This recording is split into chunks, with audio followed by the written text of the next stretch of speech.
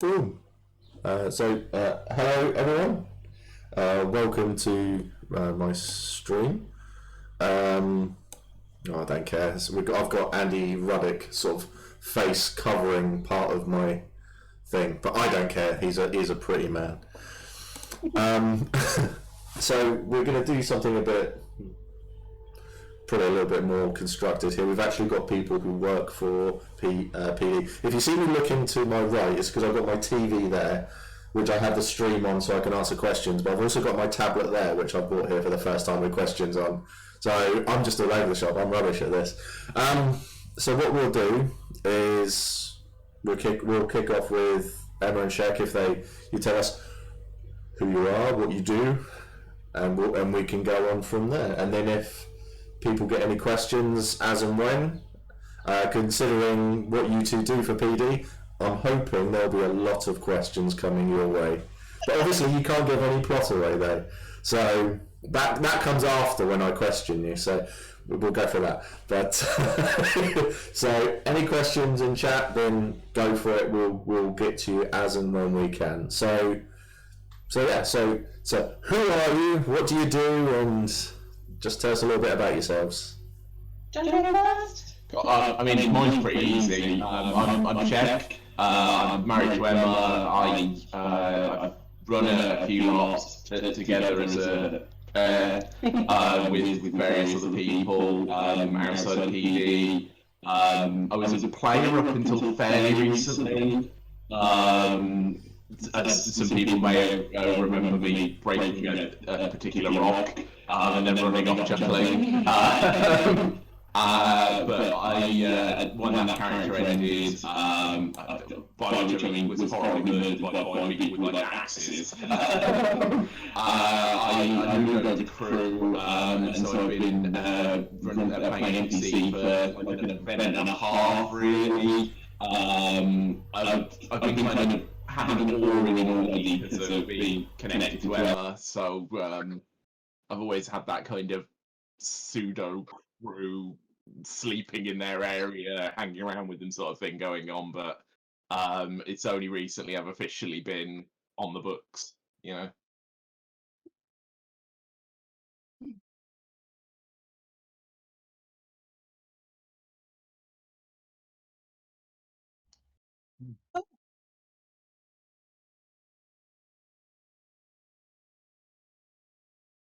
Right.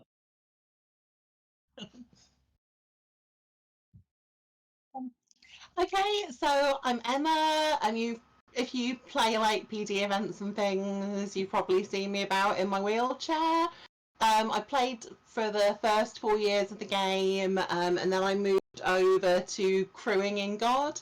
Um, After that, I moved over to NPC, and I managed like half an event before I ended up moving over to the plot team to start doing writing and things. Yeah, I recall you going into that event being like, I'm definitely not writing anything for this. Definitely, there's no way I'd write for this. It's not my thing. I've got no plans whatsoever for that. And then halfway through the event, Emma's like, so I've written like 2 plots already. I don't know how that happened.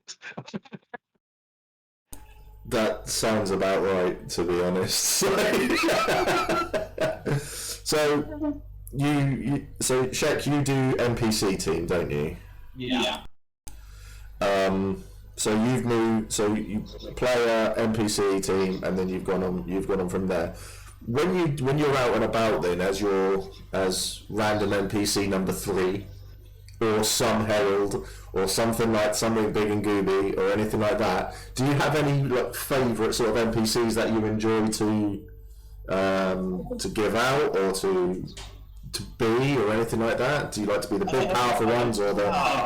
I've had a reasonably narrow experience of it so far. My absolute favourite so far was the weird isolated Russian village that just got mobbed by some players. They turned up to try and do something else and just decided, no, these are baddies because they are, and just completely messed with us throughout. It was just really funny from the sort of crew side.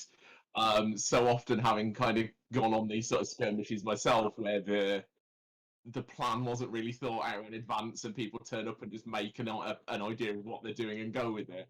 But seeing that from the crew side is always priceless. Like trying to keep the chuckles inside as they just go off on a complete tangent to what anyone was expecting.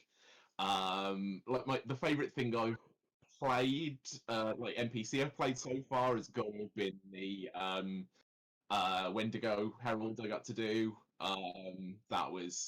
It's always fun. It's really great fun to just be a horrible monster and spook at some people. And yeah, I got I got a briefing in advance that was like, oh, they're gonna come in, but they're gonna hate you. They're gonna definitely ignore everything you say and probably just get in your face and be shitty with you. So just be ready for that coming in, because we know they've sent along some rowdy priests and things. And it lasted like 40 minutes of me just telling them how they were wrong and terrible and useless, and then just going, sorry. That's great. I can actually picture that. Is it going to be like anything I've experienced from? I've had 2 experiences with a herald. One was just getting shouted at, and the other one was he came in, shouted at someone, and my first character was a general at the time, attacked him. He had his 6-foot spear, and I attacked him with a knife and beat him. Then they had to do surgery on me because he just got up and just shanks me massively, and yeah, that was so in the middle of the Senate having surgery done on the floor. Awesome. So like, I don't know about you two, but like when I was a player, what I wanted from Winter Heralds and Winter Eternals was to feel scared, and to cower and to cringe a bit in front of them. So like, it's always good to hear from like a writing side that that's managed to like take place in the field. Yeah. That's I think the easy way to say is that the game would be so bad without people like you two. Have I gone completely wrong way now? You've got to read your mic. We are so lucky. The crew, like behind the scenes, is just phenomenal. I do not know where they find so many like bright, shining, friendly, gregarious, like kind-hearted laughers. Like even the sullen ones have got a heart of gold. It's really lovely. It's the work ethic that gets me, because I'm a lazy fuck, and just the fact that people like throughout that event basically like they're a crew who get up at 6 o'clock in the morning, then work through to like 3 o'clock at night, and then spend 3 hours in a tent and then get back up again, and are just constantly doing stuff through that time. And I can't imagine what it takes to get people that inspired that they do that voluntarily for some like Freddos and a free sandwich. Like, oh, it's the camaraderie. Yeah. People, yeah, like you can't beat the people. Crewing's awesome. If you're listening, take it up. Don't everyone become crew, because that. Crewing is one of those things. I mean, I did gate crew when it all started, and that me, Kit, Justin, we all were gate crew at the beginning, and that was awesome fun, the camaraderie. But now, no, I need to play. I want to play. I have to play. So that's me sorted really there for that. But so when it comes to writing plot, then Emma, let's go for that then. How do you find it easier for you to deliver plot to people? What sort of inspires you, I suppose, is the best way to describe it. So I'm at the School of Thought. What I want to do with anything that I write is to try and inspire interaction between the players. Yeah. Like it's all nice for like one NPC to talk to one player and for them to have a really intimate scene for half an hour. But if that doesn't go anywhere, if that doesn't create ripples, then it feels a bit like a waste to me. What I want is to be able to throw some drama grenades into the camps, into the game, something that gets people talking, gets people interacting, gives someone an excuse to go and say to their priest, you know, oh, I'm really torn and conflicted on this issue. So that drives me. Yeah, like the very best plot is taking a player and turning them around, pointing them at the rest of the player group and going, go on then. Like, that's what you want from a plot, is a reason for someone to go and interact with other people. Yeah, I think plots that I've witnessed in, I tend to. My first character was very, very plot heavy, and he had all the plot in the world. He had a hat. He was a general, so plot generally found him and things like that. And that's just what happens. People in those positions get plot thrown at them. So, but with my new character, I try to sit back, stay away, not do as much plot, but I've done that for a few years now. I've avoided plot like the plague. I'm there to drink and fight essentially. I've lost my point. I've just got a question. Is plot still being written at the moment, or has it all gone a bit on hold? As my understanding is, the E1 plot will be for E2 time, so you have a massive gap between needing new plot. Yeah, well, the thing is, a lot of the plot that we write, we come up with, and it'll often go on for more than one event. So there's always little bits that you can be adding to it. There's still room for us to write more plot for the first event when it comes. I imagine Yeah, that. I think the extra time is just giving the writers more time to come up with ideas, if anything. Yeah, solidify them, make them a bit better for people like me, who were still finishing bits of their plot writing off when the announcement came out that we weren't going to do it. Then we've got plot to write and finish off now as well.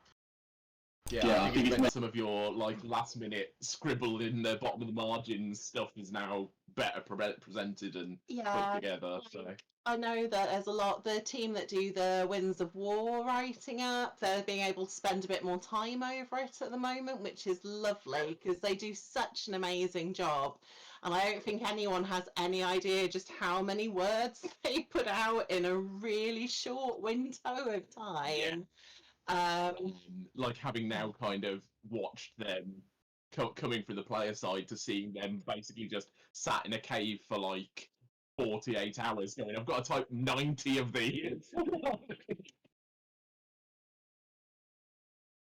Nope, no, there you go, must unmute.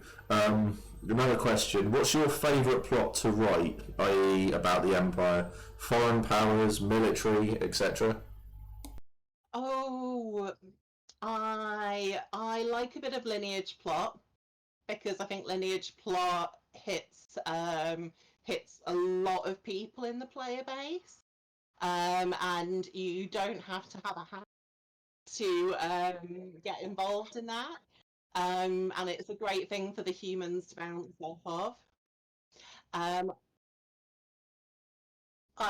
do like a bit of foreign nation stuff, although I need to find ways, I think, of perfecting it and getting it to reach more of the player base. Yeah, it's hard because anything with the foreign nations just gets thrown at that ambassador. Like, even if a bunch of, like, Faradan wander into camp, basically people just go, oh, you're Faradan, where's the Faradan ambassador? Let's hustle you that way, rather than letting them just interfere. So, yeah, like, getting...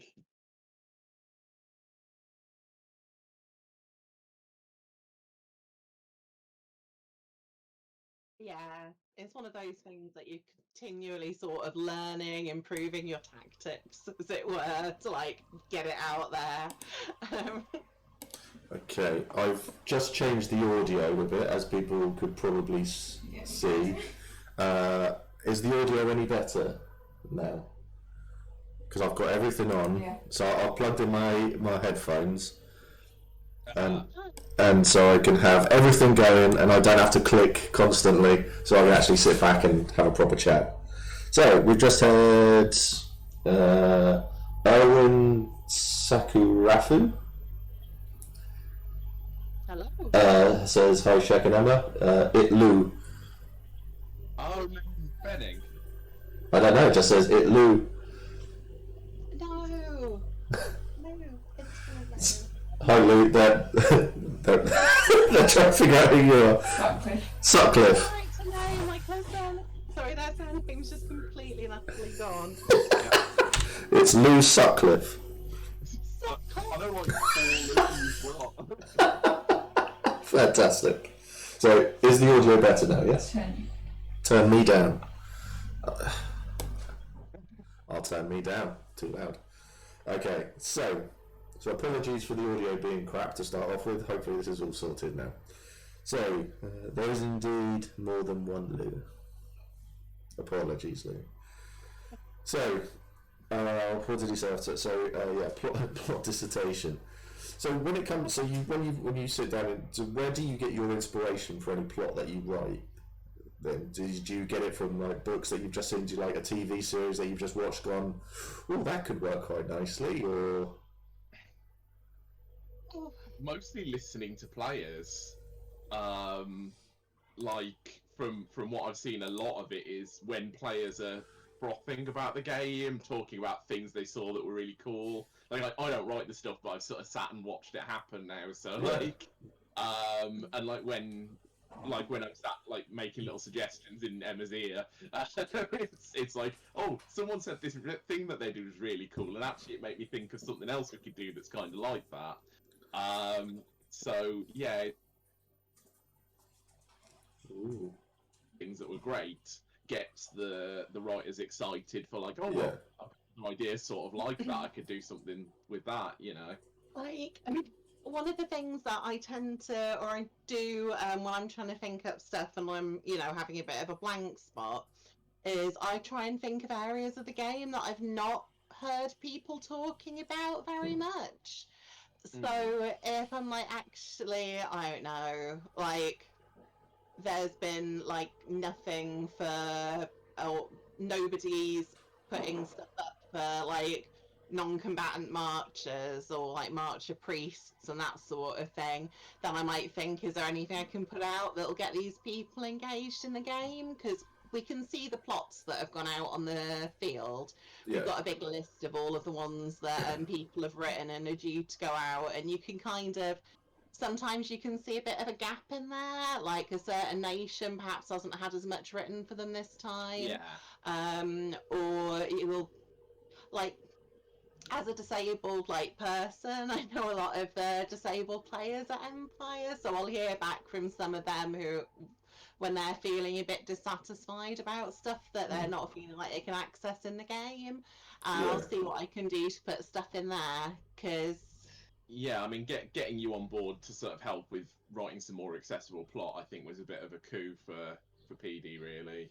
Like, it's something that you've won awards for. Well, there are some excellent who've been doing this well before I came in, like Kat Quatermass is just phenomenal, and like he was writing accessible plot back when I was playing. Oh yeah, that's absolutely not to criticise anyone who was there already. Like, no. PD have put in so much work over the years. The reason we stuck with it for, well, since literally the first event is because literally the first event we turned up with a wheelchair and PD made that work somehow, despite it being a frozen tundra on a hill with a bog at the bottom of it. Remembers those days. Oh yeah. We're actually referred to as E1ers now. Have you heard this? Yeah, E1ers. Yeah, if you were there from the beginning. They're the boomers of the Empire. We are the boomers of the Empire. Yeah. I've got 3 questions for you. So we're doing well. This is from Helen. Was there ever a time where a piece of plot that you really loved didn't get the response you were hoping it would, or it didn't go anywhere? Yeah, there's been a couple of bits that I've put out where the NPCs, bless them, have, I believe they've really tried to contact people, get people involved, but it can be hard. There's like some of the nations, there's like bits of like distrust of others and things built in, or distrust of heralds, for example. So you're trying to convince them to come along and join you and maybe go to a meeting, or do they want some help building something, or I don't know, seeing their dreams come to fruition, and they're like, no, go away, back herald. And it's always a bit of a shame, but at the same time, that just shows me that we need to do a bit, or we need to work on like the approach. I need to try and think of some better ways to get. Like I specifically remember one with a Mora going into Varushka that was supposed to kind of go in, deliver a little bit of like information about something that was going to happen, and then kind of slowly reveal that they were a spoopy monster and get shooed out of camp. Except that the Varushkans just fucking hit the brief perfectly and immediately just went, no, you're a monster. Just did not let them in, did not like interact with them, were like, you're a stranger, we don't know who you are, like, you can have a sandwich and you can go on the road. Yeah. And we were just like, you know what, that was too perfect not to just drop the briefing notes behind them, like, here's the thing you wanted to know about. Oh, I dropped it by accident, bye. That's fantastic. But I think actually the times where I've had frustration with things have been like that initial contact point, like taking the plot into the field, and like you'll get sent out with a brief of like, go find some high guard rangery sorts and tell them about these lost kids or something, just off the top of my head, that are missing, and there'll be a skirmish tomorrow to go find them.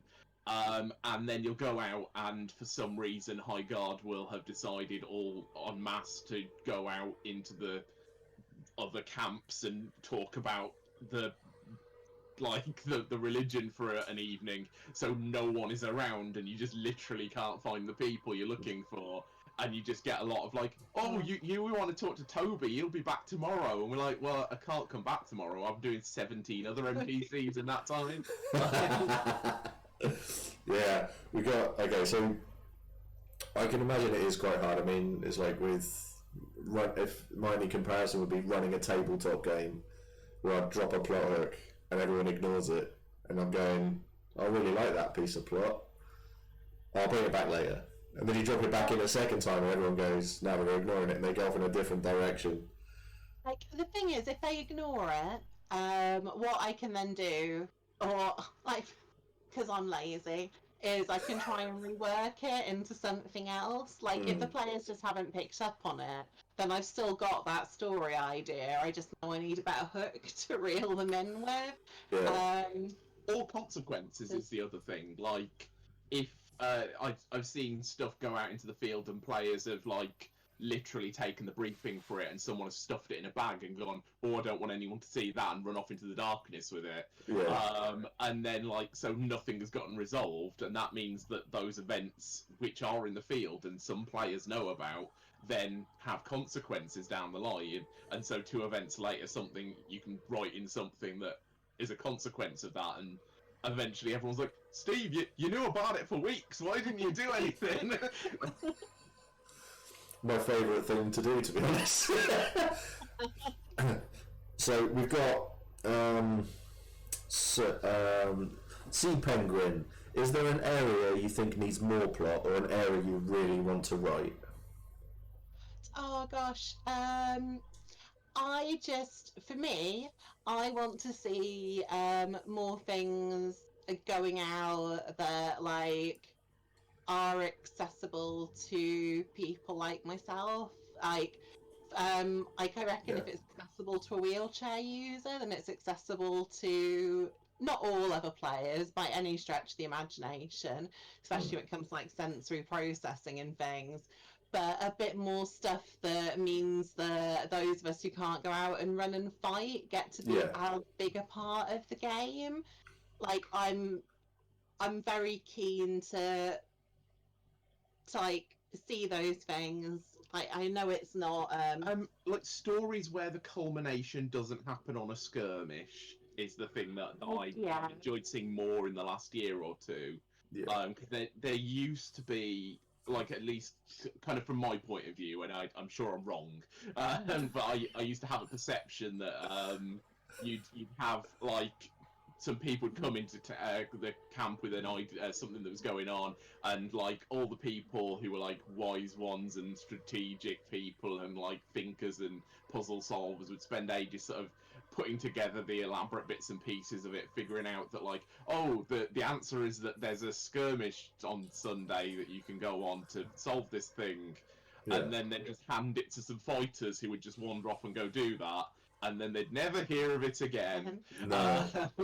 And it's so disappointing for the people who spent like most of a Saturday working to solve something, for then the grand culmination of that to happen like somewhere else. Like, I just want to make sure that everybody has, or that there's more stuff available so that people have a chance to grab the spotlight if they want to, regardless of what role they play in the game.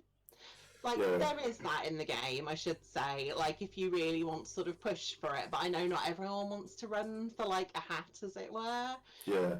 What would, I've got, the questions are coming in, but I want to cover something, so I'm going to cover, I'm going to ask one more, and then we'll go on from there. So this is Lou asking this one. She says, I should actually ask a question. What stuff do you think about when you're writing accessible plot? Your own definition of accessible here. I mean, my very baseline is, could I go on this, like, physically? Yeah. And then I've got post-traumatic stress disorder, so I think about myself, you know, from like a mental health standpoint, would this thing be far too loud, be far too claustrophobic? Would there be loads of yeah. And what I'm trying to do is, like, if I do something that I know is going to be like very loud and sort of claustrophobic and stuff, as like a tent encounter or something, Yeah. I will try and think of something else for that group that's more open and not for like the next event or whatever, like, because I only have limited time and I can't write thousands of plots, unfortunately. Well, you should. Like, one of the things that PD have really improved in the past couple of years is like signposting what is and isn't accessible, what will be on the quest. So like now when you go to the gate and kind of say, oh, there's this quest, what information can I get about it, you don't just get a time and a place, you get like, it can take it's reasonably far away from the gate, like it's got some strobing lights at it, there's going to be smoke, and things like that are really useful, because one of the real problems with LARPing as a disabled person, or I say as not a disabled person, but like a carrier, it's, I don't know, you're wearing a vest at the moment, so you're not doing great. It's so often you turn up to something and go like, oh, well, they said it was sort of accessible, so we came along, and they're like, oh, well, it's accessible to people with sight problems, but there's 6 stairs, and you're like, well, okay then. Yeah. And just letting people know in advance what is and isn't happening enough that they can make a rational decision. Well, Yeah. I tend to, if there's something that I'm aiming and I know that I've made particularly like accessible to a group, I will let the egregore know in advance, so they can try and make sure that the information gets to those people. Because I mean, one of the issues with being like, I'm going to target people with sort of low mobility or maybe like low energy levels during the day, is that often they're off having a rest, or if they're like me, they're plugged into something, desperately charging their wheels up. Yeah, I think from. I was going to say, I think there's when it comes to accessibility and mental health, there is a huge area. I was having a chat with Matt Holden. I was doing one of these chats with Matt Holden last week, and we touched on it there because mental health and issues being dealt with and having PD and everything was a. Sorry, I thought I heard a knocking sound. Is something that PD I think are very good at dealing with. So there was the I won't go into details, but there was the issue within the Navarre that happened, and then all of a sudden the entire nation got together. And there's now lights, there's seatings, there's safe spaces within that entirety of the woods. But I mean, unfortunately for the woods aren't accessible really. They're not the they used to be. Yeah, I've been in twice now. It's been very exciting. You can get the wheelchair from one end to the other. That's amazing, frankly. It's better than it was then, that's for sure. But I think mental health and obviously people, when it comes to handicaps and stuff like that, it's very difficult to get people involved, especially because I know a lot of people at the game with really severe anxiety. Yeah. So plot comes along to them and they say, "Oh, we need to talk to you about this," and their initial reaction is to go, it's like deer in the headlights, right in the headlights, all it is, and they just want to go into their tent and sit there. Well, you see, this is why I think it's really important to try and put out sort of some broader stuff that affects a lot of people. Because then the player can pick and choose when they feel up to interacting with it. We've had in the past things like quite frequently Naga feeling like extra sleepy or extra secretive and stuff like that. Yeah. And that's not something that those role play effects that hit like large swathes of the population or hit like entire nations because of curses, delicious curses.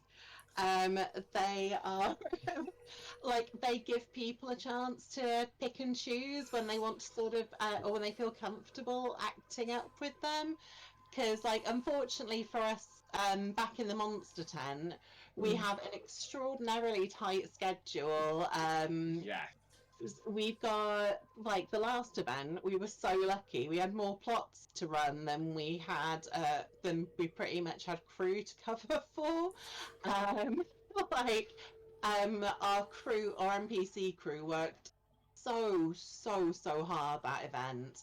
But it means that when something goes out, it's got a very sort of specific time window for when it's out, and then often you need to go out, get it done, and get back. You can't hang around for an hour slowly feeding something out. You have to be like, you're the guy. I need to tell you this thing, and then I need to run over there, and trying to do that but look calm whilst you're doing it is the art of great NPCs. Yeah, I had a run-in with one of the heralds of the Iron Duke at E4. So basically, my character Mac and his closest friend Grim, we did a challenge the Iron Duke together. Nice. We're both experienced role players. We don't want to do the bog standard. Let's challenge the Iron Duke.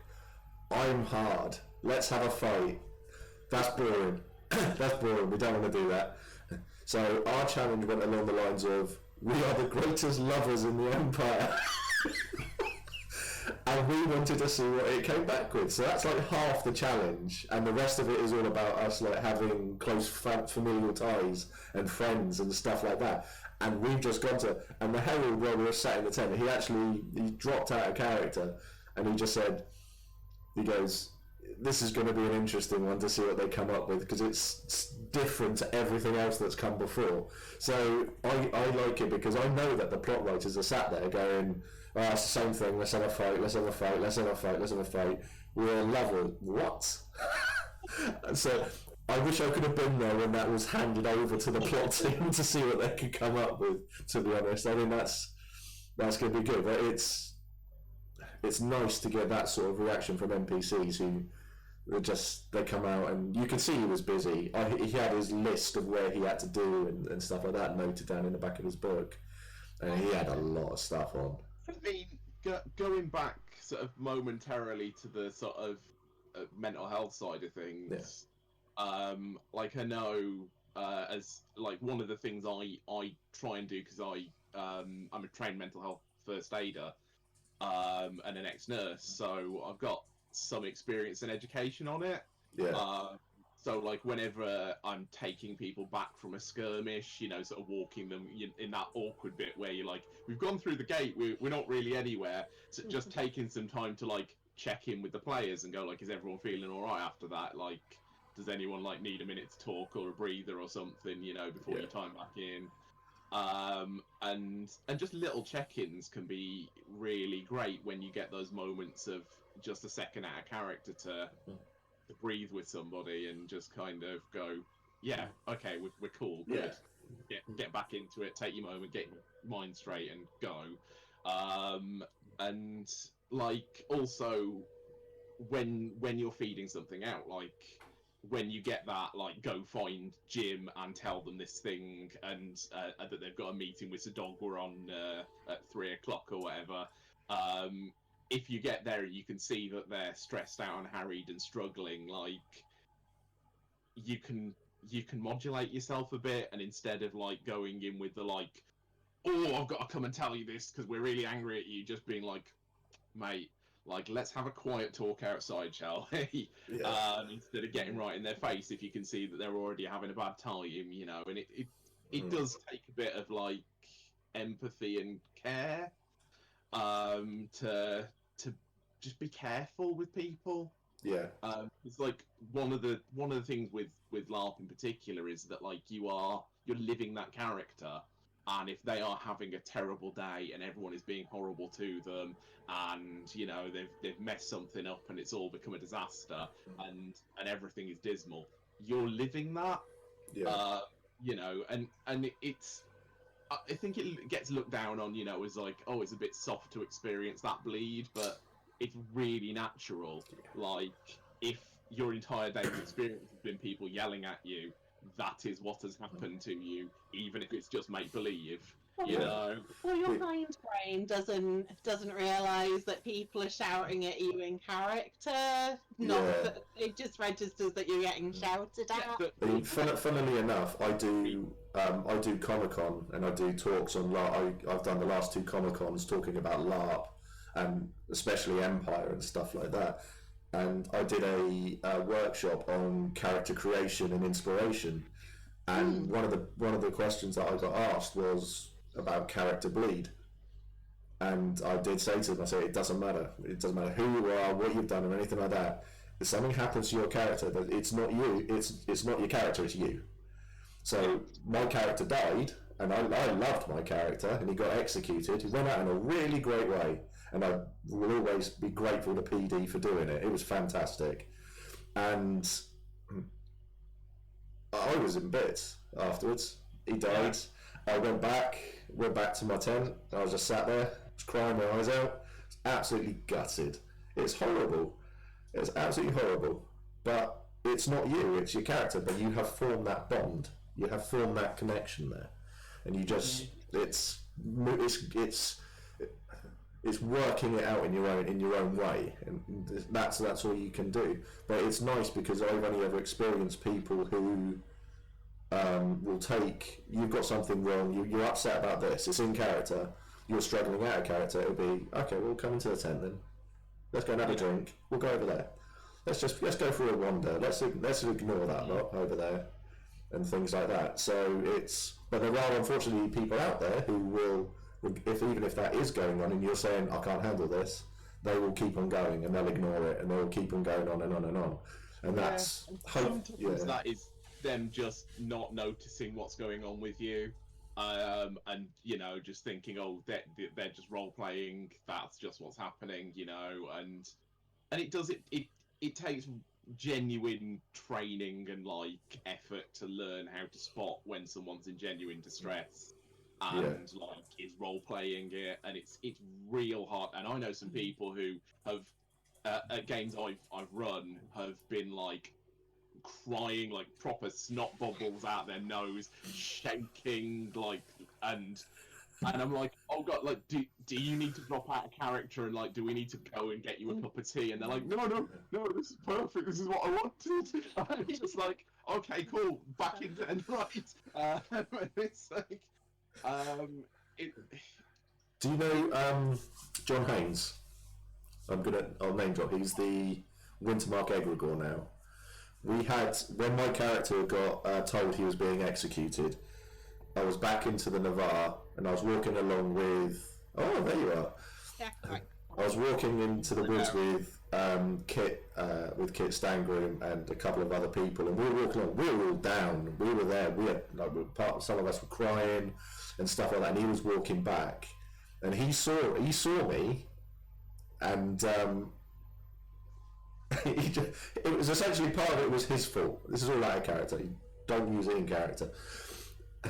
And he saw me crying, and he just walked up to me and was like, "Need to talk to you." Just grabbed me, walked into the tent, and he was like, "You're mate. I'm really sorry. Is everything all right?" So I was like, "Stop ruining my immersion." And I was just like, didn't know how to react. It was brilliant.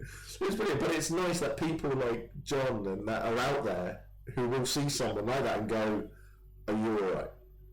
Well, the thing is, they help spread the culture a bit around the field, which I particularly love.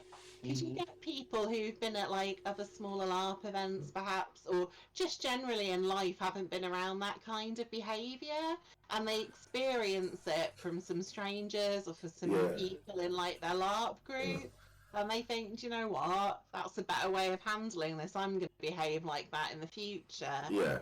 I think it's part of what can make Empire really special. Yeah, like one of the things that I really like about Empire is the player welfare team. They're wonderful. And like one of the things we always do when we're writing a game, aside from PD, is put player welfare first. Yeah. And make sure that like we have like a space people can retreat to if they need to, and some sort of safety mechanisms built in for people if they need them, because having those things there, knowing that there's a safety net, there's something to drop back on if things get too hard, makes it safer to do the fun thing. Like you can throw yourself in more vigorously knowing that like if things get too much you can pull back. Yeah. And I think having that little bit of like, if things get too hard, I've got a backup option, gives people a sense of security, so they can feel comfortable enough to engage fully. Yeah. And I think that's really useful to have. You are a lot more likely to try and do a flip or something on a trapeze if there's a safety net underneath you. Very true. I saw in the chat there was everyone was saying, "Well, that's a good question. That's a good question." Do you find that plot has been more difficult to get to a range of people now that the player base is so much bigger than it used to be? Like, honestly, it depends. Like for me, trying to get plot out to a range of people is normally trying to find ways to fight an understandable inclination from the players, especially when they're very immersed, to take anything that looks like it might be a source of conflict. Yeah. And like, if it's not something that can be killed, to just stick it in a tent until the timer runs out on it, and Yeah, I mean, keep it away from other people as best as possible, so it doesn't disturb things. Empire is a disaster resolution simulator. That's what the game is. Yeah. At the end of the day, it is like, it's basically a government like disaster response like exercise, but for a government that doesn't exist. And so there is always absolutely that desire from the players for anything that looks like it might suddenly become a life problem to just go like, let's just stick this in a bucket and we'll sit on the bucket and we'll just pretend it's not there and solve the other problems. Yes. But like the reason I was shaking my head initially is that my experience, like even as brief as it's been, from the couple of little times I've had to I've volunteered and done a little bit of NPC in and out, is that there being more players means that there are more targets to stick things to.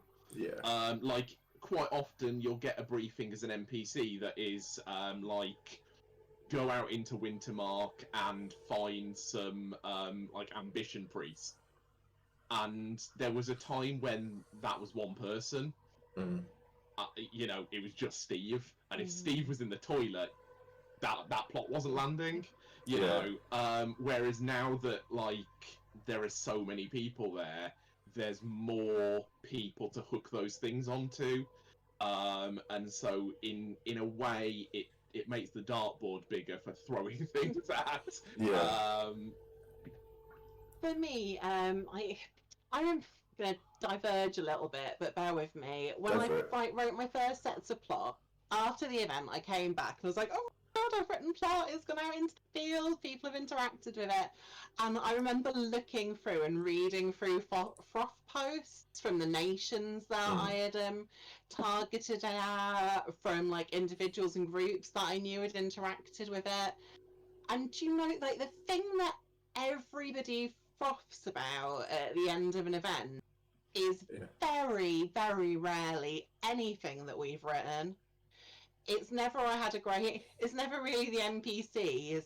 It's the banter they had with their friends whilst an NPC was monologuing at them and the looks they exchanged. It was so-and-so's engagement getting destroyed because another person came in and fell in love and smashed it. It's all like the interpersonal stuff that really makes people's games.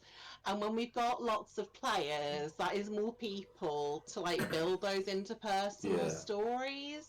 And I kind of, for me, I think of like the plot that we're doing is that I'm trying to build is things that throws a bit of conflict and a bit of extra drama into those personal stories that people are already telling with their characters. Yeah. Give people the tools to do better Dallas impersonations.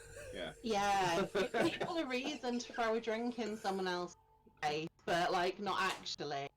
I've never had that Unless yet. you're into that. I haven't had that yet.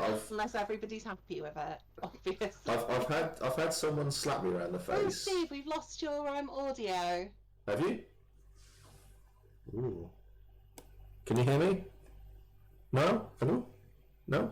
Technical difficulty. Technical difficulties. Okay, they can't hear me. Right, I will. Let's. Your lips are moving. Yeah, that's what everyone says. Can you? Oh, that's. Alright. Oh, come back in. Let's try that. Oh, you're back. There we go. Right. Okay, that was weird. But that's right. We're back. We're good. Well, that was sweet. Yeah, the internet streaming in the quarantine age never. Yeah, it's fine. The Fish Queen. How has Mac never had a drink in his face? Yeah. I've had someone slap me. I'm okay with a lot of roleplay and stuff like that. So if an NPC who I had done something to came back and wanted to like physically like grab me or something like that, I am more than okay with that. That's great because it looks fantastic.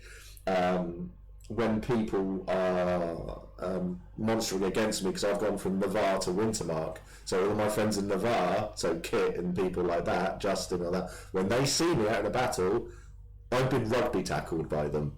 I've actually been put on the floor by them because they know I like it. That's not an excuse for everyone to do it. No.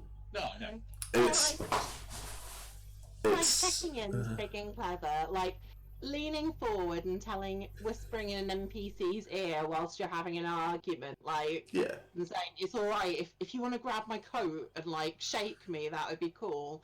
To let them know that you're up for it, and it also lets the NPC then have like the choice over whether or not they feel. Because you've got a lot of NPCs that I don't know if they'd feel very comfortable doing sort of like particularly physical role play. Yeah, like one of the things that I think is worth remembering is that a lot of the people on the NPC crew are less physically able than you might think. Yeah. Like there's a lot of like older or slightly impaired people on there, or folk mechanics that have some limitation or other. To the extent that I think sometimes it's hard to get a bunch of NPCs together who can actually do a little fight if needs be. So yeah, like one of the things that does make getting plot out a little bit more difficult is just the sheer size of the field. Because if you're asking your NPCs to do 2 circuits round it, you're asking them to walk a couple of miles. And by the time they get back, like, if they've done that a couple of times already on Saturday, they're just, they're exhausted. Don't move anymore, because it's physically exhausting, emotionally exhausting. Oh god, yeah. I got sent down to Wintermark to release something. Spent about 20 minutes doing that. Got back to the crew tent, and the guy running the plot went, "I forgot something. You needed to give them this, otherwise none of it will work." And I was like, "Oh great, I'll march through that mud again then. Bang." Yeah. Well, as a purely selfish note, if you ever find that you're in Wintermark and you go, I need to deliver plot to Wintermark, can't find the person, I'm in Wintermark, just come find me. Slap me around the face with plot and then you can get rid of it. It's impossible not to find a person, or at least in Wintermark or in Wintermark. Because there are over 400 of you. But there are loads. There's the 4th biggest LARP in the UK. I love that joke. I love that joke. Let's see what other comments we've got here. I too want to throw things at ambition priests. Got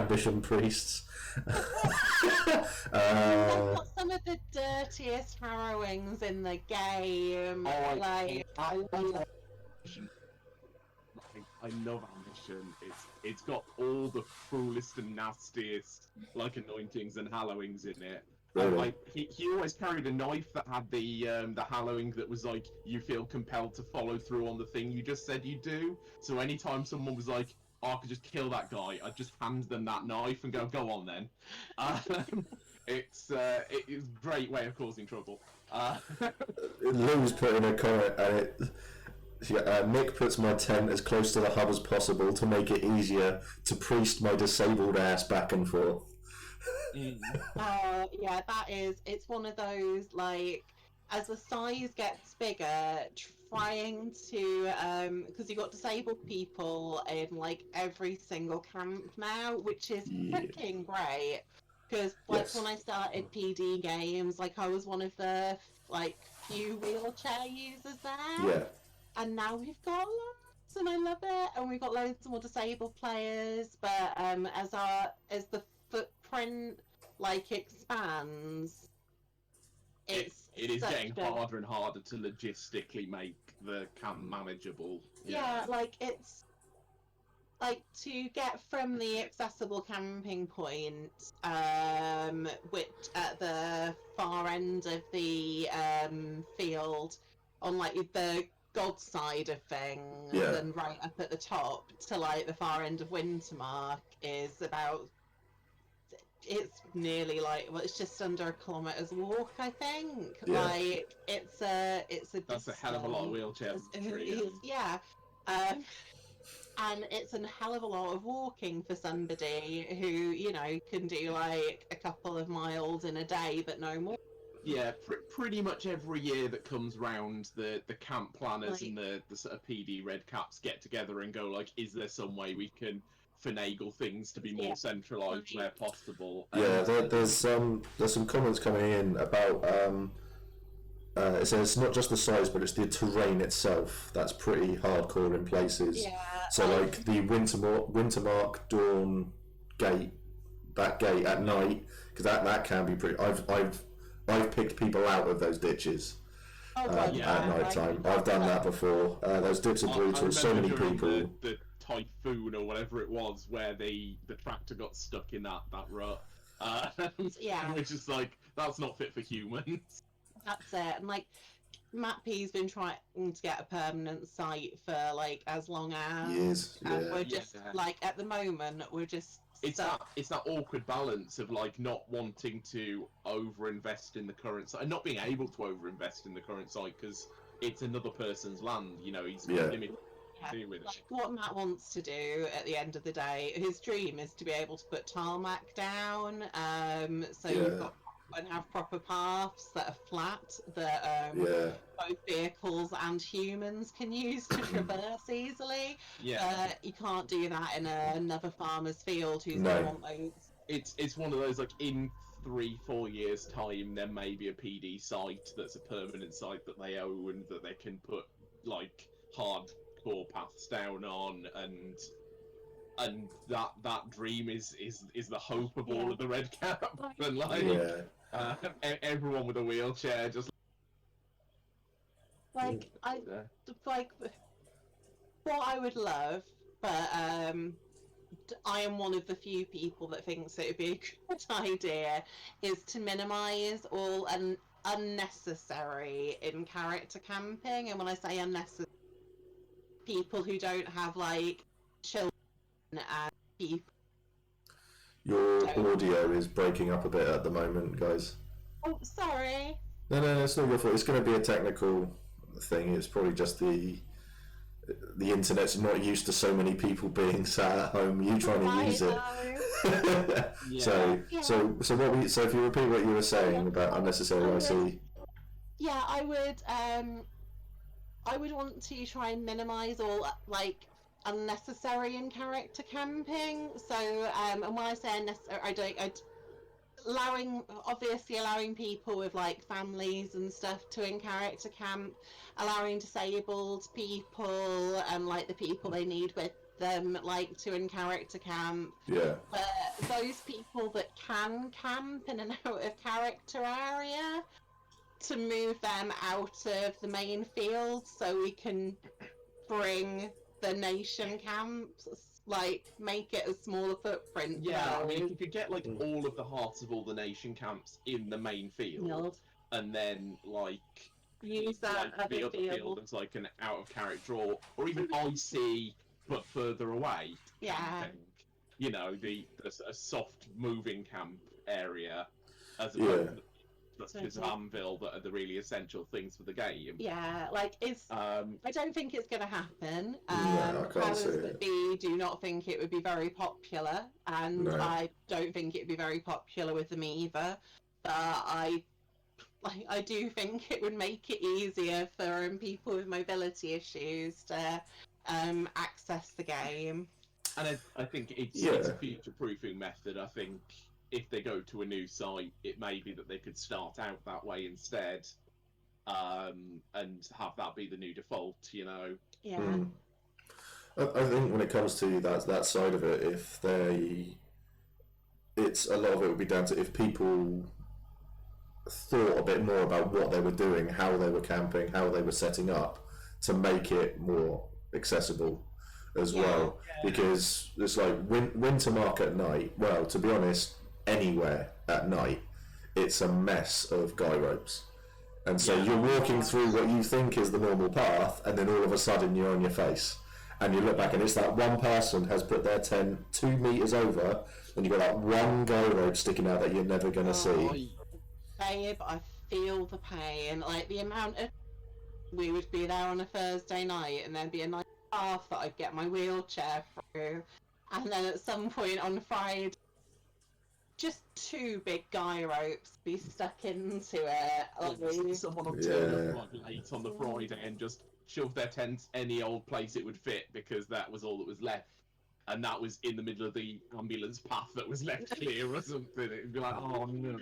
Like, PD will clear you out of the ambulance path, like, make no doubt about it. Yeah, I tend to do the same thing. I'll wander around, and if I see people who have camped in a really stupid place, it's like last year I was talking to James, and we were the Wintermark camp planner, and we were just stood there having a natter, and someone came along and they tried to set their tent right up in the middle of the road. And it was just sort of like, we were just sort of like, we'll wait for them to notice. They didn't notice. We just sort of wandered over. It was just like, really? So it's like, there's things that can be done. Like, if disabled players feel able to speak to their camp planners and find out who they are by going on Facebook groups, you can say to your camp planner, I would like my tent to be, like, at the edge of the Wintermark field, like as close to the rest of Anvil as possible. Yeah. And you know what? There might be 5 people who've sent that same email, so you might be like in one of the 5 closest spaces to it. But potentially there's that way of making it just a tiny bit easier, because like Wintermark's still huge once you're in it on your own. These massive respect. Like, I've seen some of the work that they've done. They work so hard. Like, particularly because I played in Varushka so much, so watching Sarah Cook spending Clark, sorry, hours like rearranging things, and then someone new going, "Oh, I can make the event now," and just going like, yeah. Yeah, evil Auntie Sarah she's fantastic at what she does. I love her to pieces. She is incredible. Yeah, she is amazing. I mean, she's handing it off to someone else now, I think. Like someone else in Bruce. Back in the dark days, me and Steve used to. We've lost you. Oh, there we go. Because I mentioned Vampire LARP. Oh, yeah. Yeah, in the good old days. we weren't disconnected, he was just muting us. Don't tell my followers! Oh, yes, the good old days of Vampire LARP. There were never good days of Vampire LARP. I still play it. Oh, bless, mate. You know, like, when I moved to Birmingham, I went into like Camarilla Vampire LARP. Yeah. And oh my god, like I missed UKM so much. Like seriously, I way preferred like what we used to do in Southampton. Yeah. It was good. So let's have a look at the comments and see. Sorry. No, it's fine. So. My back is usually angry at me halfway through, so I mean, yeah, everyone walks. It's a guy roads. If they could get icy torches to line paths, that would be so handy. I mean, it's like with what the Navarre have done with where they've got all the lights up in the trees and they've actually put wood down, so they actually mark off all the paths and everything like that. So the woods are so well lit. But I think that would cost an absolute arm and a leg to get anything like that done in the field. There was a point that several of the camps at various times or other ended up with like almost permanent marked out entryways. Like the League camp used to have like a set of flags at either end of their main road, so you knew like if you were going between those, you were on the path. And at one point, Highguard had like some lanterns hung out that was marked it out, and it's things that come up and then like some people change or some stuff gets lost over winter, and so it doesn't happen again. It's well when it comes to lighting. My hall, I'm in Hurst Hall in Wintermark, so that's where we put where we are. We're right next to the where the entrance to the woods are. So we've actually got Hurst Hall Bridge. That's actually us because we help make it, and so where we are there. We have 10, and we have our campfire 2 feet away from the road. There's no paths to light for us, so that's the reason why we're happy where we are. And it's about making things a bit more open as well, so people can come in and things like that. Because we've had people who are in wheelchairs and that. It's that horrible balance again with the slowly increasing player base. Having to cram more and more people into those fields. And if it keeps going up at the rate it's been going up the last couple of years, like there's just going to reach a point where they just can't physically fit anyone else into it. So, but it's no, they're huge. They've got free space to play with at the moment. They're discussing late in the Glory Square. I refer to it as something else in Dawn, but there are logistical issues. I wonder if you could get when player groups get together and like, especially back in the early days, sort of try and decide how they want to decorate their camps and things like that. Like the same way the Navarre decided they were going to make it really well lit and absolutely beautiful in the woods at night. Oh yeah. Like Dawn decided back in the old days that they wanted to have that glory square there. Yeah, I mean that wasn't an original feature of the Dornish Oh canon. gosh, yeah, like that wasn't something the PD put in or have ever enforced. That was a player decision, a player driven, like player created, and the camp planning's all fit around that. Like, it's not something that I think PD are gonna touch. LARP is a collaborative hobby. Yeah. It is.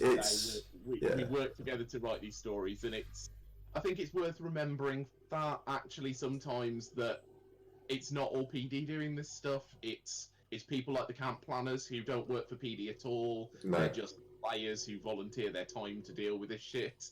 And like us don't. We don't work for PD. Very few people work for PD. We're all volunteers. Yeah, I was going to go up with Kit and some other Navari to help clear out the back of the woods, and that we were giving up a weekend to go and do that. We've had put high-vis paint or something that just lights up under torches so it's not jarring.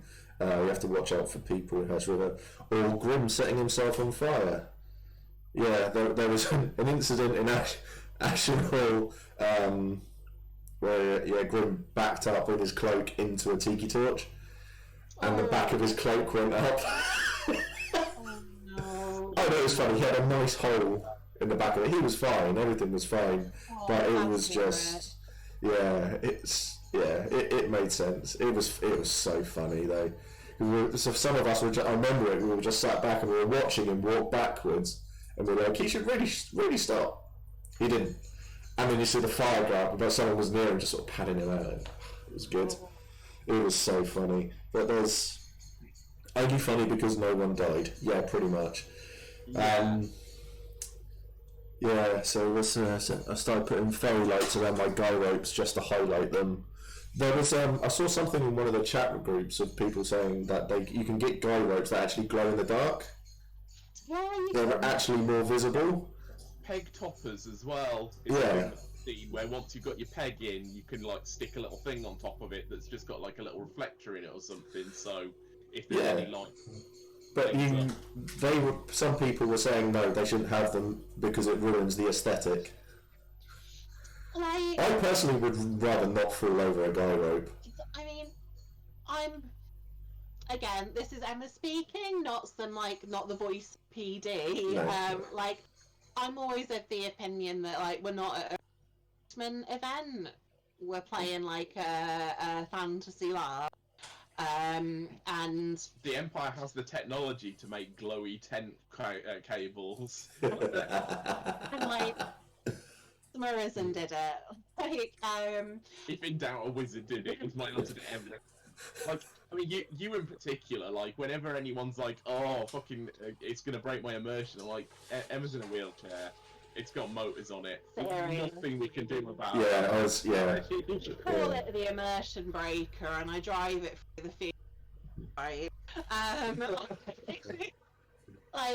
There's a lot of things that are there, that.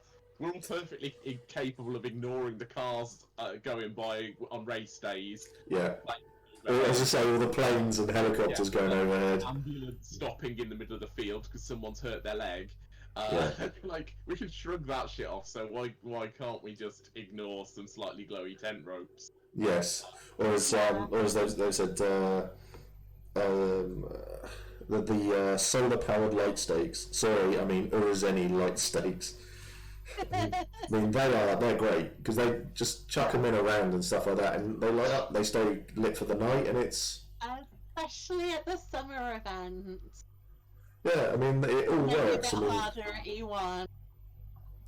There's never any sun, just storms. But at that point, during E1, so you the least worries when it comes to getting around that field. Yeah. Yeah, I think we've successfully managed to get from both one end to the other of exactly 1E1 without having gotten mired so deeply we've had to give up and go home. Yeah, like one of the bonuses of having moved to the plot team and just doing like occasional NPC work to cover, or because you know it's fun and a bit of R&R, is only having to travel between the computers at the back of Monster and like the trailer. Oh god, that portal cabin is frightening. Like, it's so intimidating. It's all the bosses, but it's also just like a little cubicle of guy funk. Feels like I don't know. four dudes crammed in a container for like 7 days straight. Yeah.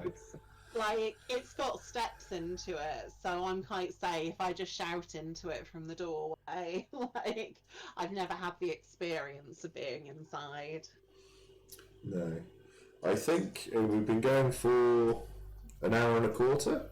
Gosh, I'm sorry, Steve. No, don't apologise at all. We're getting loads of questions. We've had loads of questions. We get people involved, and I think it's good. It's about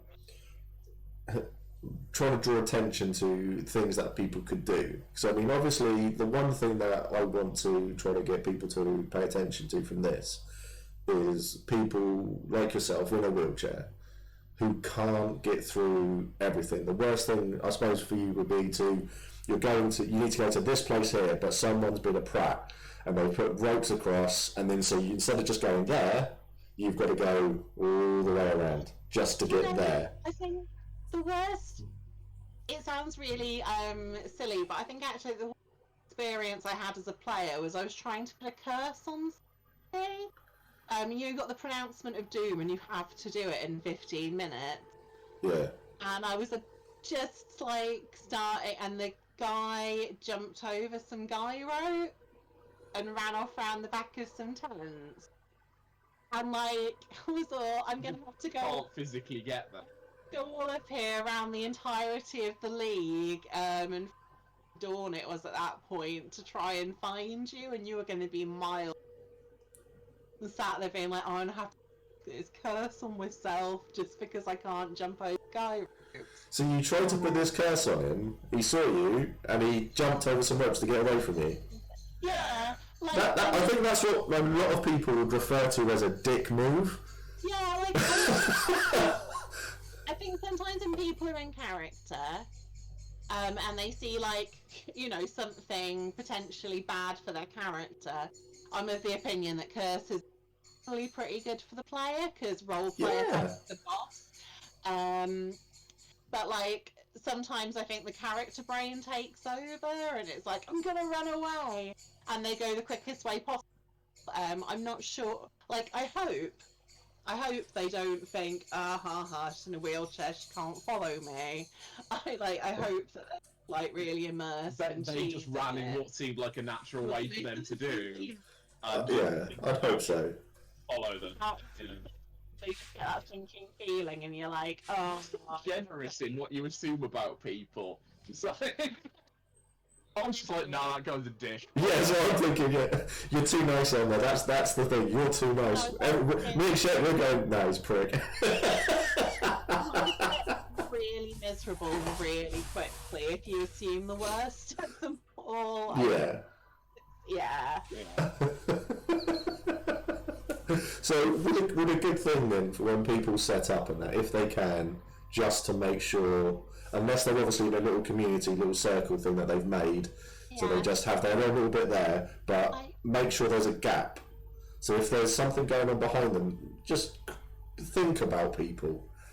Yeah, like I've heard from other wheelchair users about times when like meetings where they wanted to stand for something, not necessarily a hat, but like another, because you know there's 1,000,001 positions, there's another 5 every event. That sort of get built and created, where like the meeting to decide it will be happening in a tent that they can't access, and that's always like, I think there needs like a little bit of forethought from people, but then we also have to remember that, like, to be disabled in this world is to be forced to be really creative about how you sort of get on with your day. It makes you an expert problem solver. Like, quite often I'll have people say to me, like, I don't think you can do this because of your wheelchair, and they'll just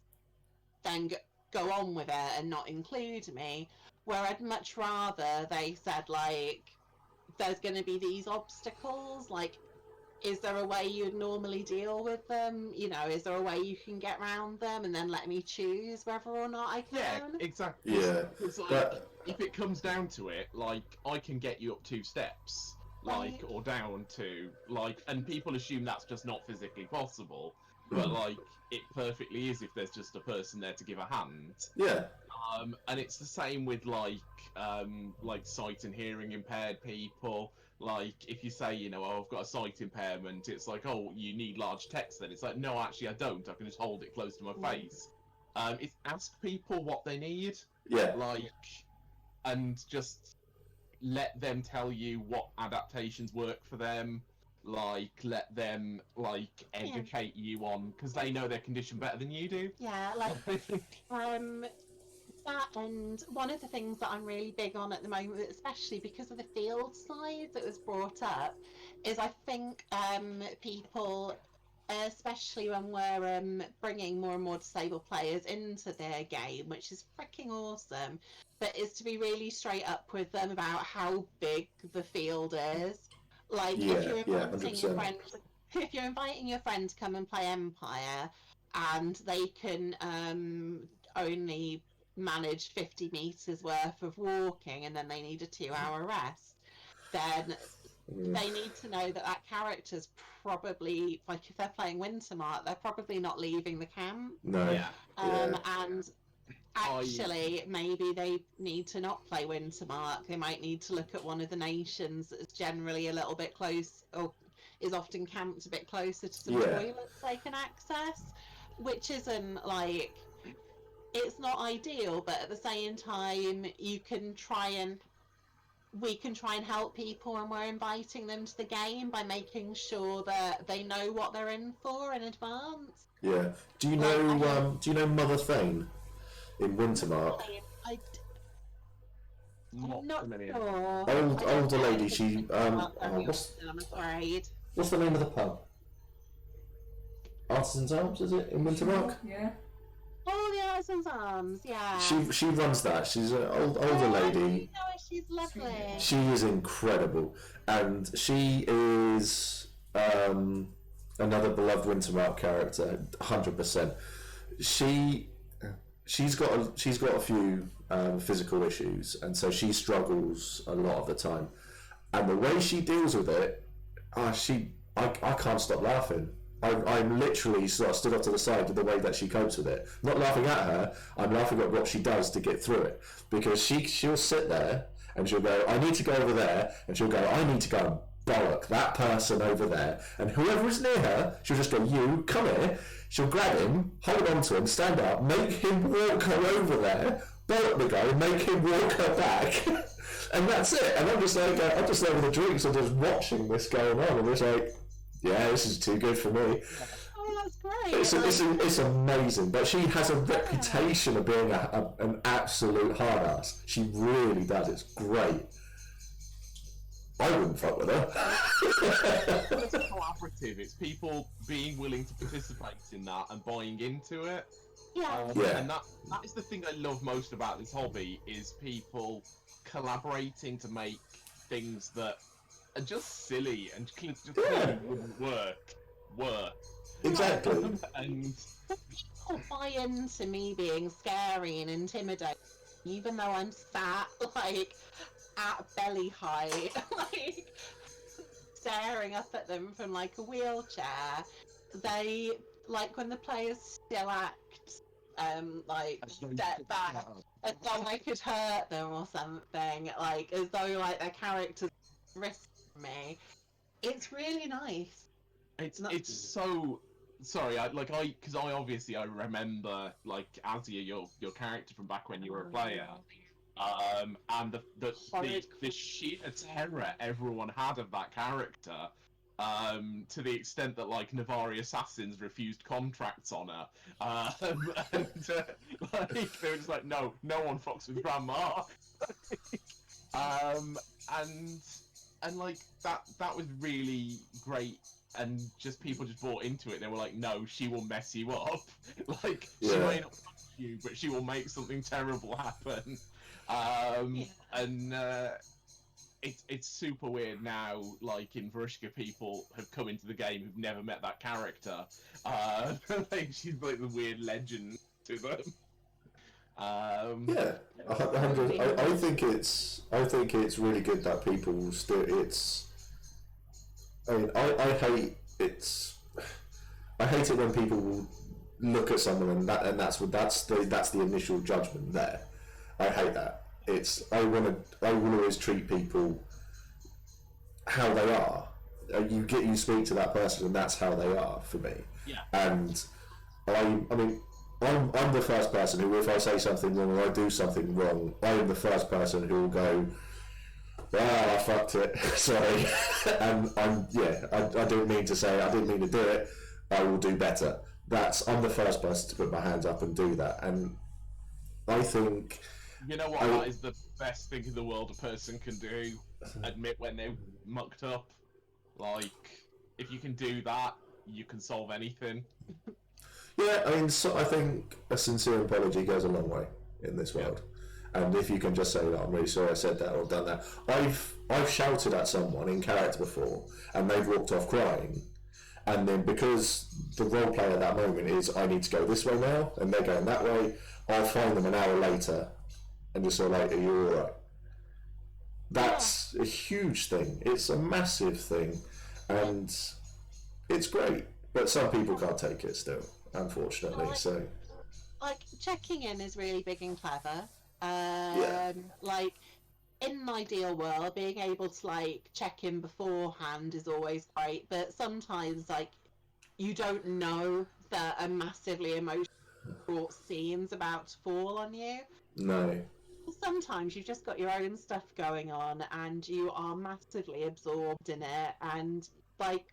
Humans, sometimes we just don't think. Occasionally it's just down to staging as well. Like if you're in the middle of a group of people, like on the Senate floor for example, it can be really hard if you're at opposite ends of that chamber shouting back and forth at somebody and getting increasingly heated. You don't have the opportunity to like lean in and just be like, you okay with me calling you something terrible?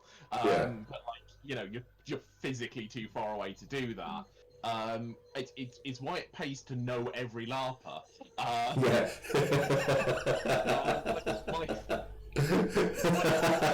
Senate floor as Alderai, which was beautifully annoying.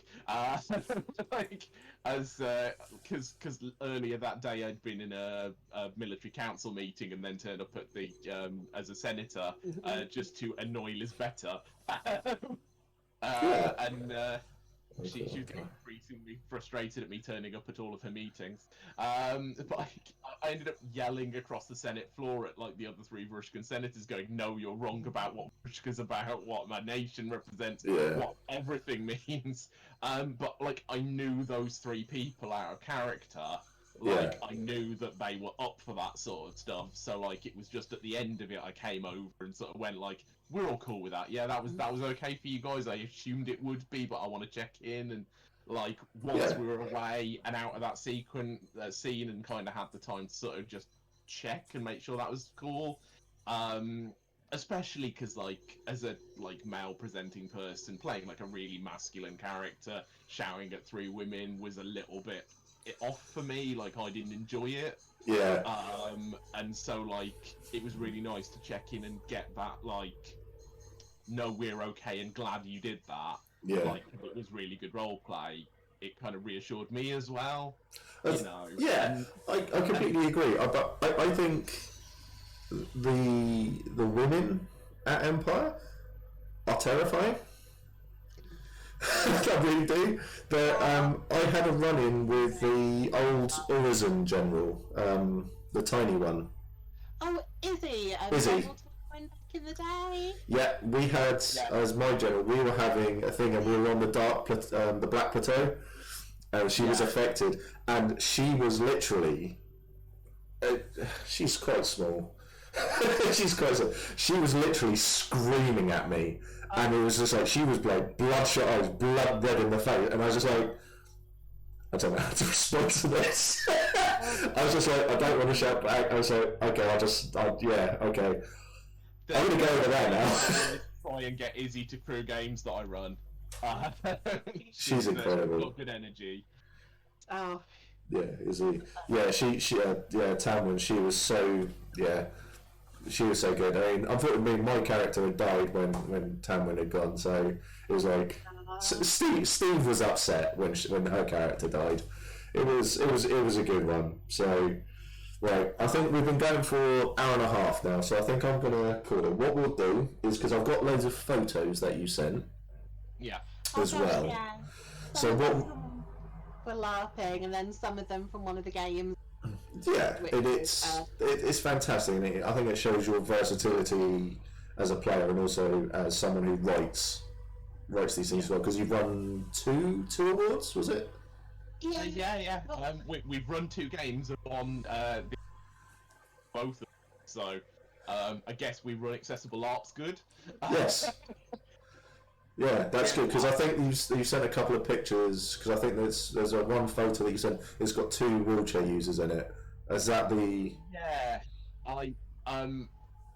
it's almost like sad that this is very Empire focused, because like that game had some great moments for accessible LARP in there.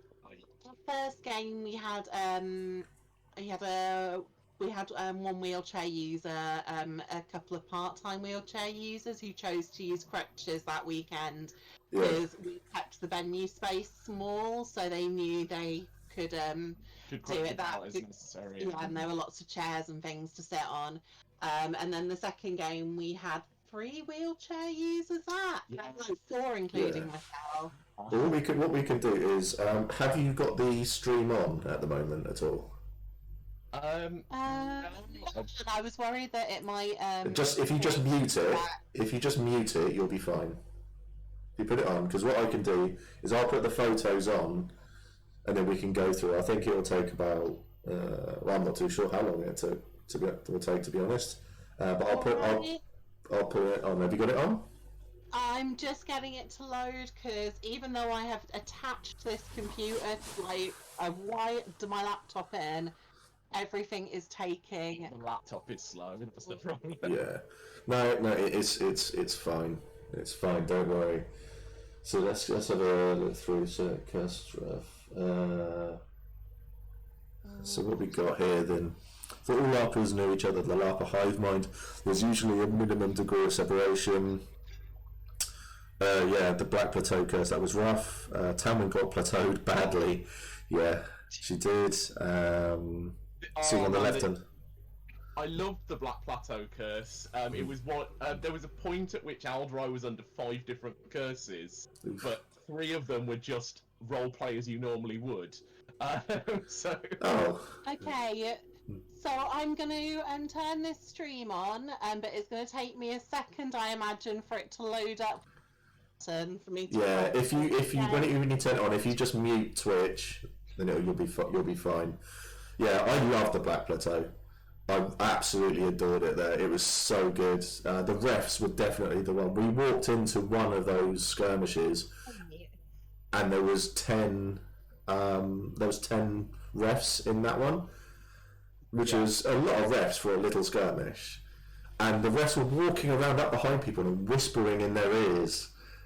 And just saying, it was just like, everyone's going to kill you. You want to defend yourself.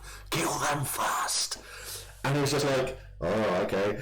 And everyone was sort of like slowly backing away from each other. And then there was all the infighting happened. So when the monster attacked, you didn't really have to do much because we were all attacking each other anyway. Fantastic. I loved it there. That's so cool.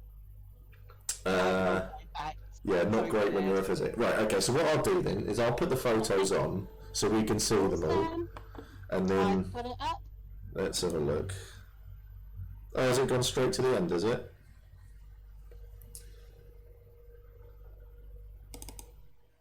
Ah, no, okay.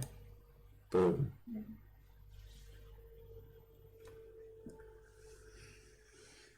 Yeah, it's about 5 seconds or so.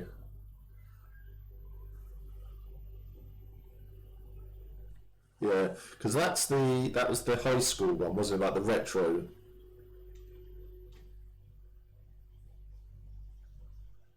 Yeah,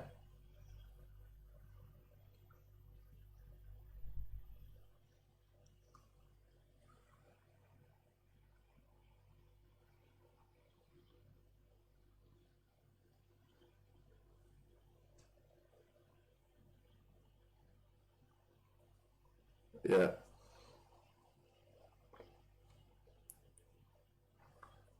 yeah.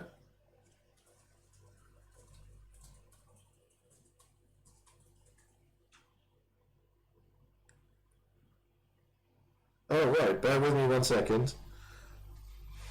Oh, bear with me, bear with me. Yeah. Oh, Wasn't it? At okay. Empire Cops. That is another one from Make It from Under the Stars. It started. We had a lovely dance for them all to go to. So Um, the audio completely failed when I put that on. So what I'll do is I will show you the photos. So when we end, I'll just let the photos all play through, so everyone can see, and then yeah, and that'll be how we'll end it all. But yeah, the was it? There's someone actually wrote it down. Under the Stars. That was one of your LARPs that was the LARP I was looking at going to myself, and that. So are you planning on running any more or? Well, so we the second one we ran, making it was meant to be a pilot for a series of games, Yeah, and then like we ran the pilot. It went pretty well, I think. yeah, Like I was pretty satisfied with a lot of what we did. There were a couple of hitches which I think we could like learn from and fix. yeah, definitely. I'm okay with something going wrong if I can learn from it, you know. yeah, Um, and if I can see like, oh, that's exactly what we did wrong there. I know exactly why that happened, and like that's a thing we could just not do. Um, then like life got a little bit in the way. So Yeah. we have some plans for the sequel to that, but they've not really kind of crystallized because we've not managed to get together with Tim, who's the guy we ran that with, and kind of sit Yeah. down and actually That one was it was pound it out. yeah, it was a more of a soap opera style game, with a bit of a basis in Glow, set around during a women's wrestling show in the mid-90s. yeah. So we had an awful lot going on. Like, there's a lot of challenges that they had to face. They did a lot of planning and performing and things, which was Hmm. fantastic. But And I made them fill out a lot of paperwork. oh my god, yeah, clipboards all around. Um, Yeah, they're saying yeah, I need a new make. I need a new making it. It looked good. All the photos that I saw, it looked like great fun. It really did. Yeah. yeah, like it's Like Under the Stars was really something special for me because it came out of it literally came out of Emma who gave a talk at a convention about accessibility and LARP. Yeah, And made a bunch of suggestions on things you could do to like improve games. And someone came up to us at the end and just went, "Yeah, you couldn't actually do any of that though, really, could you?" And we were like, really. "Yeah, we could." And so like it was sort of born out of this like frustration of like, "Yeah, we could. Yeah. Let's prove that guy wrong." Yeah, damn right. like Tanwen in a pub one day, and we were venting, and I remember saying we were talking on a road. I remember saying that I'd had this weird idea. He's like horror prom where it was all going so well, and then boom, Yeah, like supernatural disaster and chaos. And we just the three of us like clicked on it, started frothing, and managed to build something really special. Yeah. excellent.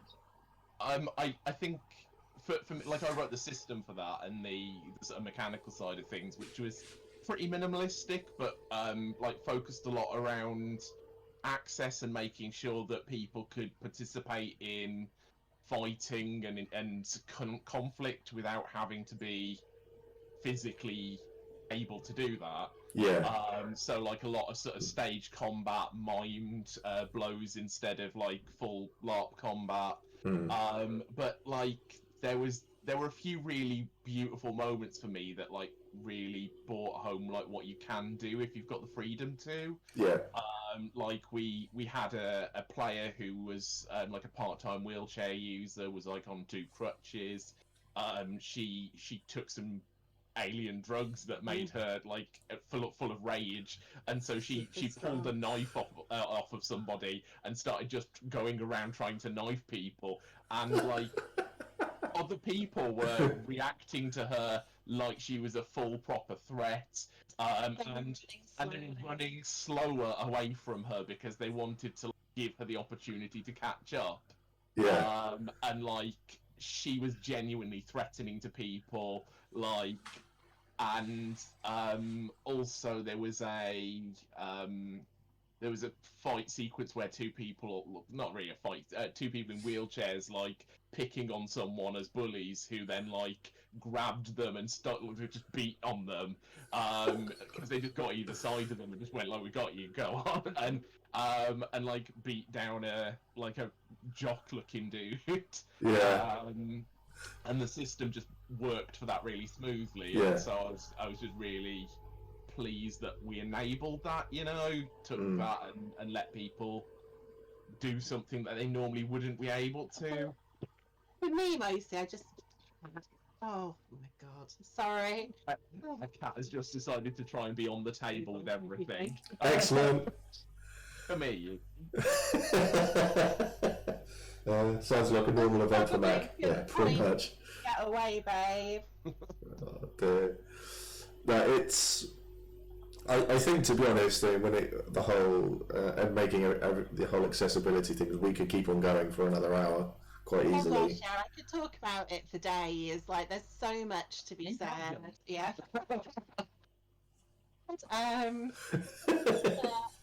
Yeah, like. And big things are just like communication where absolutely possible. Remembering that like disabled folks are generally creative, like the magical phrase, how do you deal with this kind of thing in your normal life? Yeah. Like, yeah, if you're running a game, that is a really useful phrase. Like if someone comes to you and says like, I've got this access issue, what can you do about it? Just saying like, how would you normally deal with this? What would you do to deal with this? Yeah. Like, you'd like us to put in. And not immediately saying, oh yeah, we can do that. If you can't do that, don't lie to people and say you can. oh my god, I've seen that done. Well, I've seen people just their answer to every question about accessibility was like, oh no, it's an accessible game, it'll be accessible. And then like a blind player turns up and they're like, oh no, we didn't make braille cards. I don't know why you thought we would. Instead it'd be accessible. Yeah. Well, perhaps what we should do then is we'll do another one of these in a little while, and we'll focus a lot more on that side of it, because I think that's something that a lot of people will be interested in hearing, because a lot of people will generally say, I want to know what I can do to help and things like that. So I think if something like that were to happen, then I think I'm more than happy to do this again and fix all my audio issues and get all that sorted. Sorry. We live in an age of like people video conferencing to death at the minute, so we've all experienced things going horribly wrong with them in the last week or so. Well, I normally have about 3 or 4 things running to get one of these streams going, but this is the first time I've tried something new, and I've got 17 things going on it now.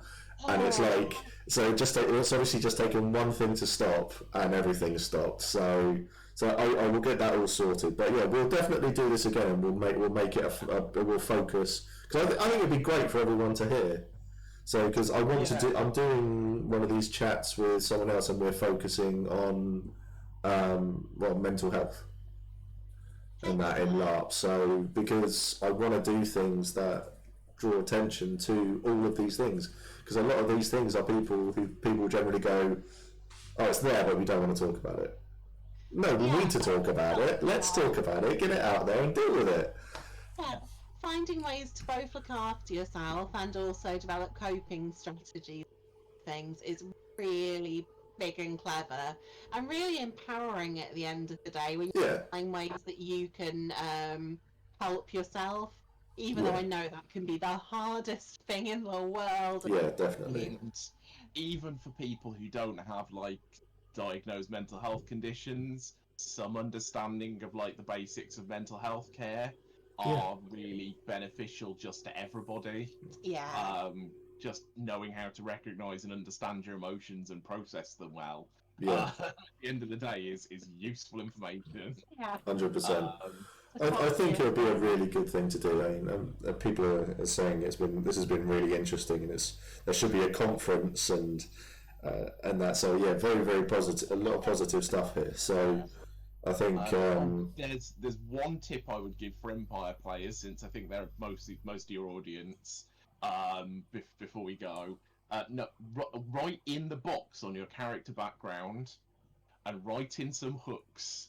Write in some things that your character is involved in or interested in, so that when people are writing plots and they do a keyword search through the character background list, because that's the thing they can do, they will find things that relate to your character. Liam and a couple of other brave souls read through every character background, and then they put tags onto them for things like cults, if you're interested in any of the heretical stuff, interested in any of the Eternals particularly, foreign nations, that kind of thing. So if I'm looking for people that are to do a vengeance plot line, I'll search through that to find players to hook it onto.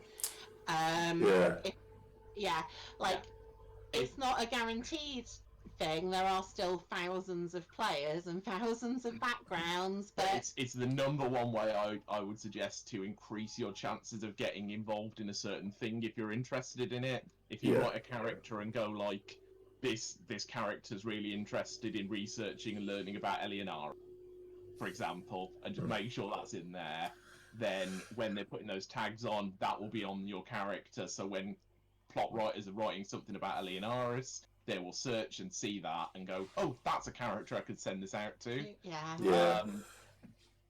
Well, I mean, unfortunately for me, my background was really, really boring, because I thought this was a throwaway character, and I've been playing him for 5 years. So I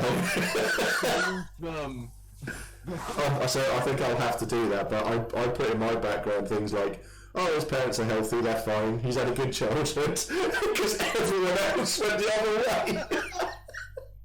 Stand out and be really edgy. Yeah, he's had a happy childhood, no one died. You don't have to do it that way, but if you want us in the back tent to know that your character really wants to be in a justice cult, then ideally, that's probably the best way to tell us. If you tell me on the field, because you've seen me like at the forge on a Thursday night, I promise you I won't remember that the same way I won't remember one's name. No, I said I've seen you on the forge on a Thursday night.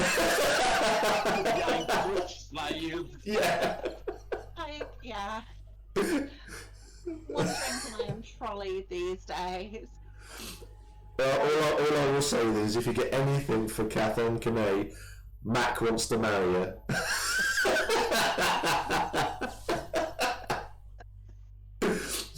So what we'll do is, as they said in chat, you can email PD to update it.